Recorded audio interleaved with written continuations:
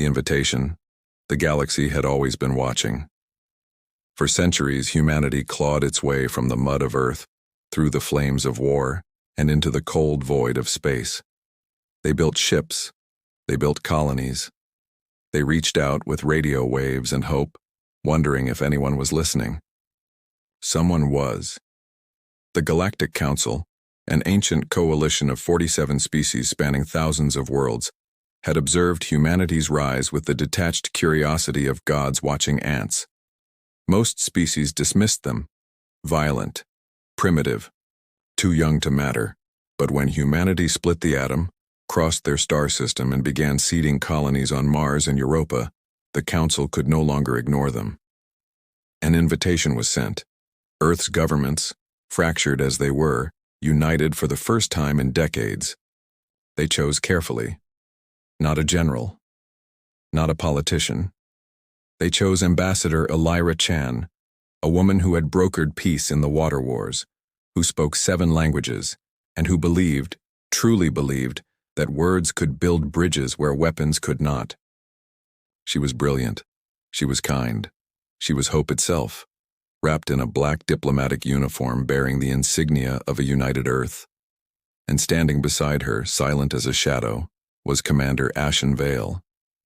He never smiled, never spoke unless spoken to. His eyes were gray and cold like winter steel. He wore no weapon openly, but everyone who looked at him knew. He was dangerous. Ashen was part of something the Council didn't know about, something Earth had kept hidden. Project Revenant. It was a protocol, a promise. No human dies unheard. No murder goes unanswered. But the Council didn't ask about him. They didn't care about bodyguards.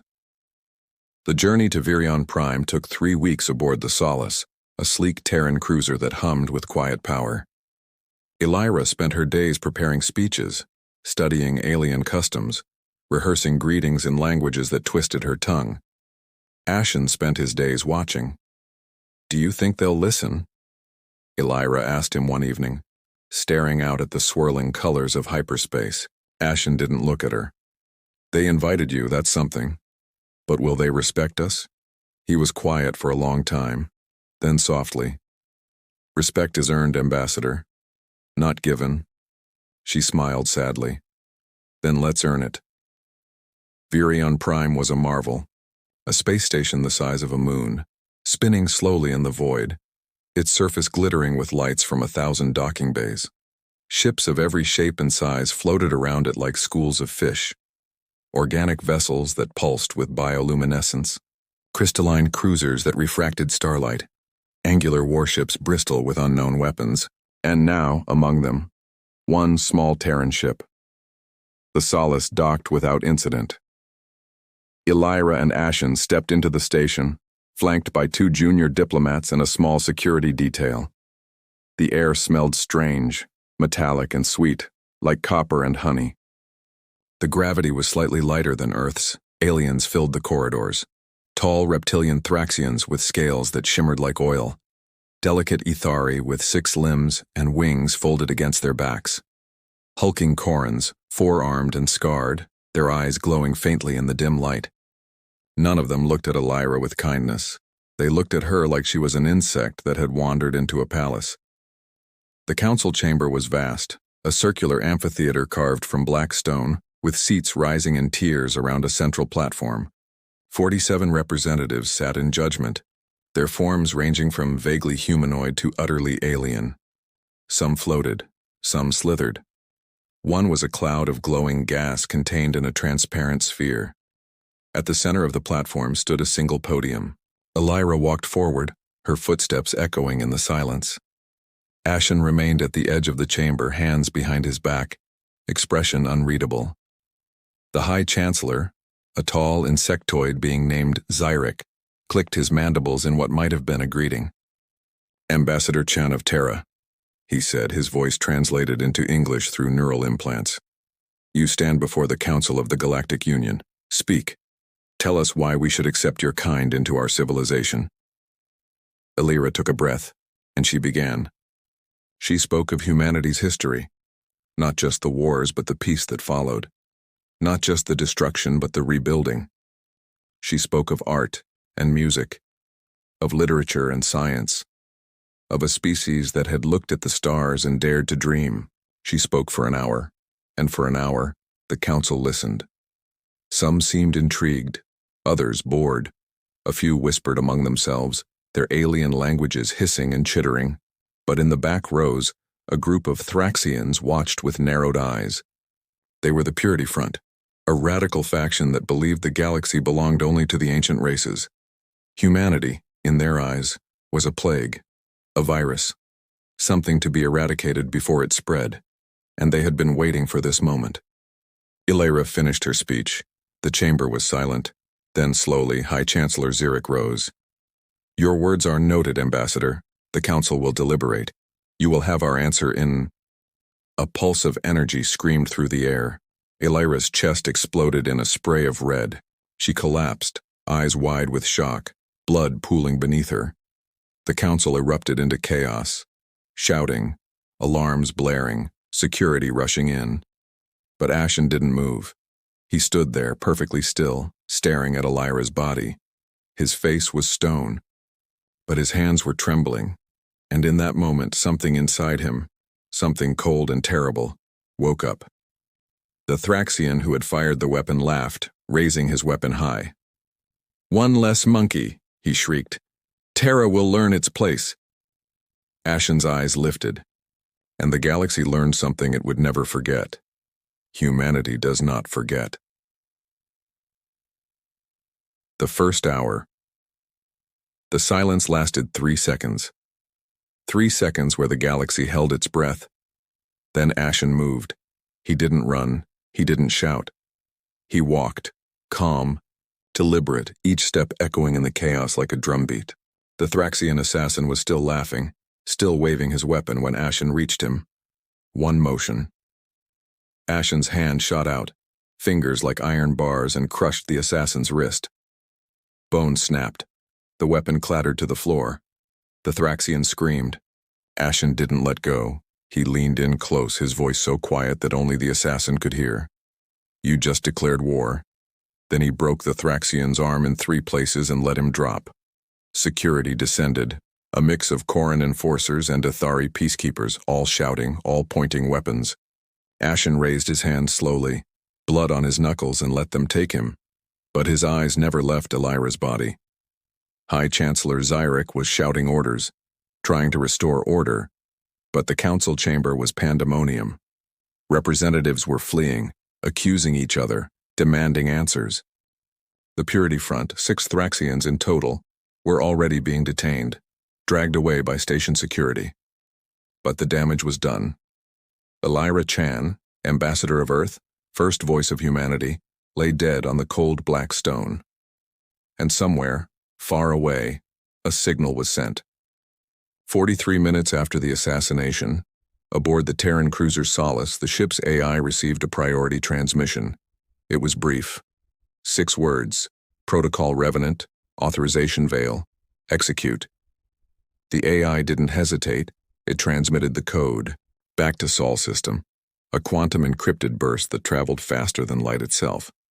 And in the outer reaches of Earth's solar system, something stirred. 51 minutes after the assassination, the Terran Defense Fleet materialized, not with fanfare, not with announcements. They simply appeared, 67 warships dropping, out of hyperspace in perfect formation around Virion Prime. Dreadnoughts, carriers, destroyers, frigates bristling with railguns and missile pods. The Council had been told humanity possessed 12 warships. They had lied. Station alarms screamed. Alien defense fleets scrambled, but the Terran ships made no hostile moves. They simply formed a perfect blockade, a ring of steel around the station. No one could leave. No one could enter. And then, a transmission broadcast on every frequency, in every language the Council knew. A woman's voice. Calm. Cold. "This is Admiral Kira Voss of the Terran Defense Fleet. We are not here for war.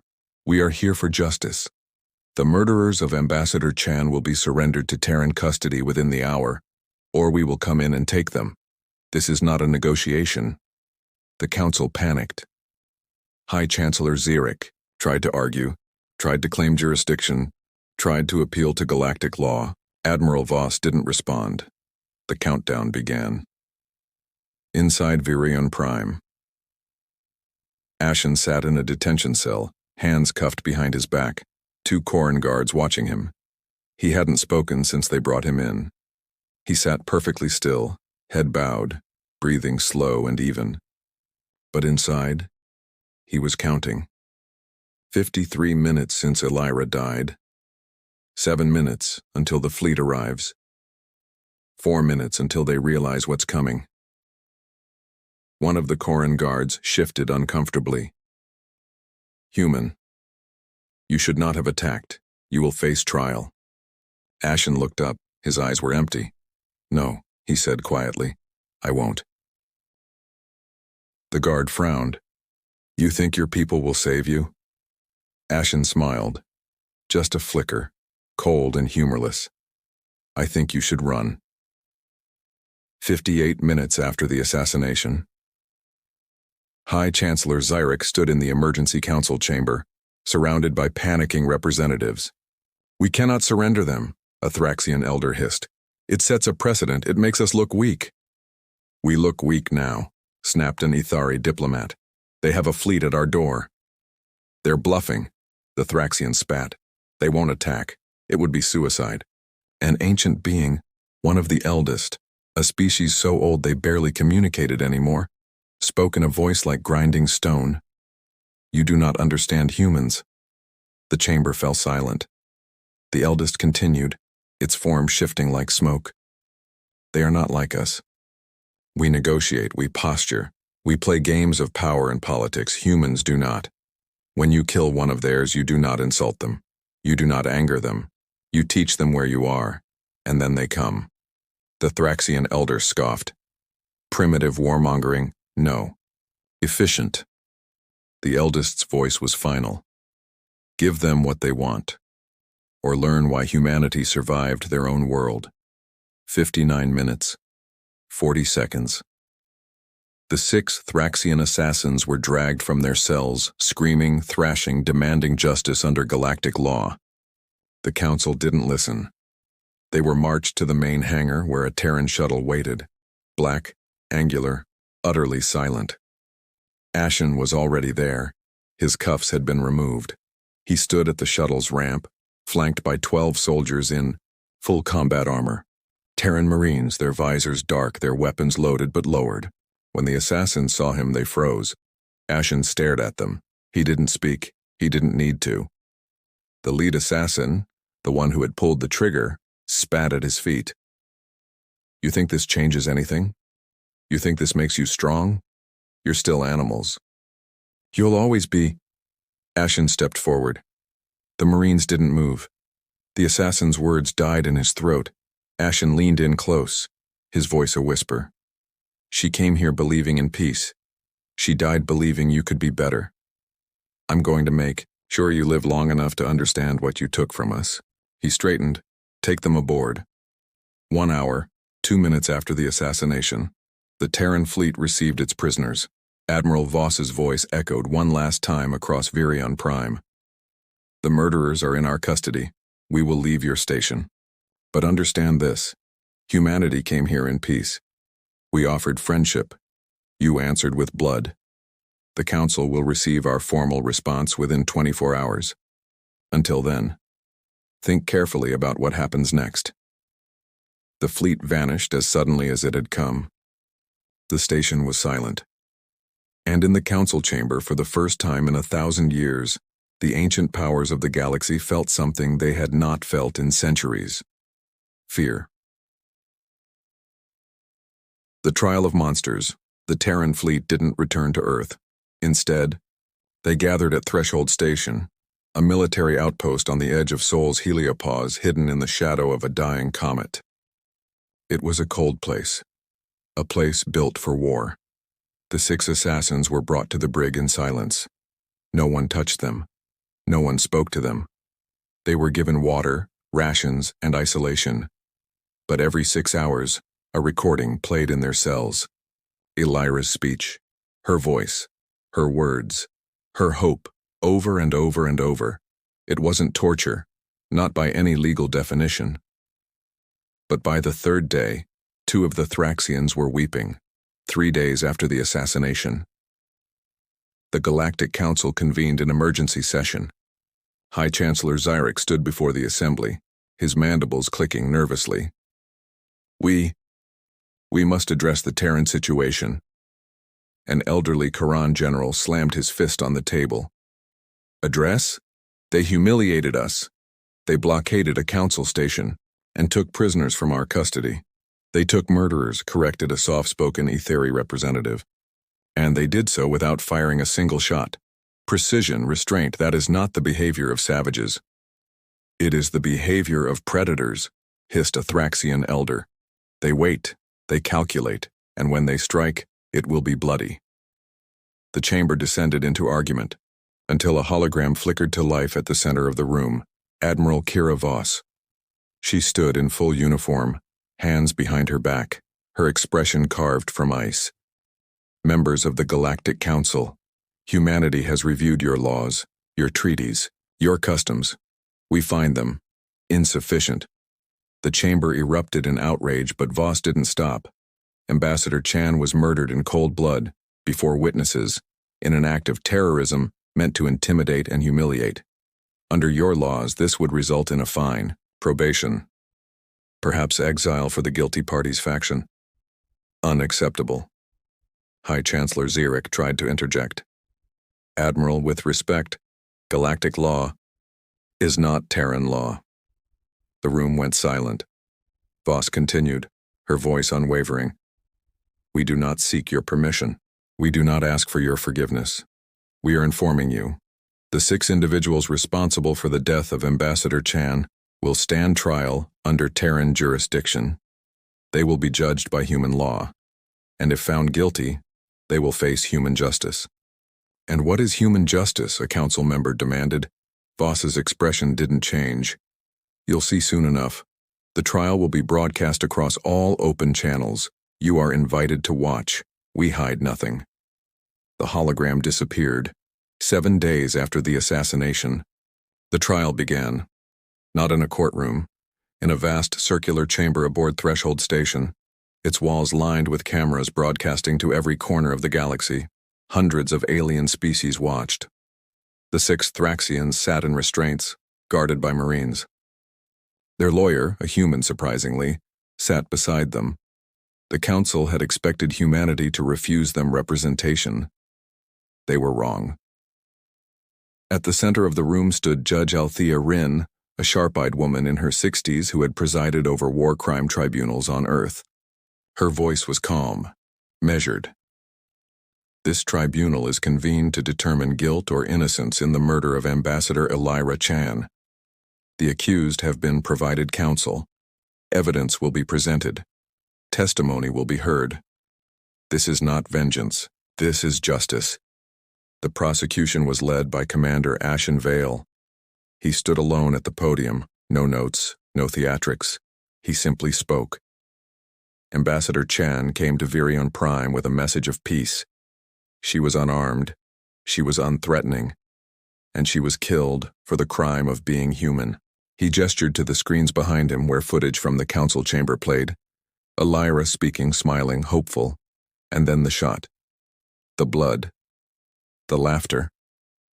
Ashen let it play in full. When it ended, he turned back to the assassins. You didn't kill her because she threatened you. You killed her because you thought we wouldn't care.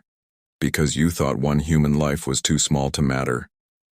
He stepped forward, his voice dropping to a whisper that somehow carried through the entire chamber. You were wrong. The trial lasted 3 days.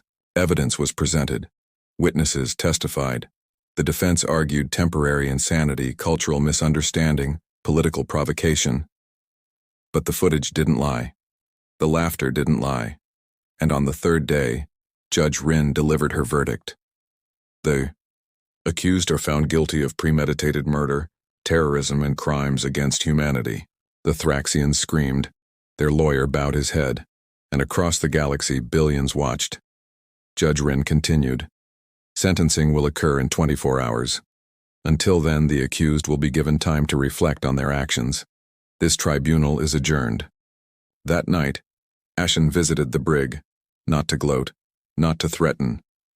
He stood outside the lead assassin's cell, silent, watching through the transparent barrier. The Thraxian looked up at him, eyes hollow. "What will you do to us?" he asked quietly. Ashen didn't answer immediately. When he did, his voice was soft. Elira believed in second chances. She believed people could be better. She died believing that. He paused. "I don't share her faith, but I'll honor it." The Thraxian blinked. "What does that mean?" Ashen turned to leave. "It means you'll live, and you'll spend the rest of your life wishing you hadn't." The sentencing Judge Rin returned to the podium. The galaxy watched. The sentence for the crime of murdering Ambassador Chan is as follows: life imprisonment without parole, to be served in solitary confinement on Luna Penal Colony. You will be given no contact with your species, no contact with the outside world. You will live, you will remember, and you will never, ever be free. She leaned forward. Humanity does not believe in execution for vengeance, but we believe in consequences. You wanted to teach us our place. Instead, you've taught us yours. The gavel fell. Across the galaxy, reactions were mixed. Some species called it barbaric. Others called it merciful. A few called it brilliant. But every species understood the message. Humanity does not forget. Humanity does not forgive.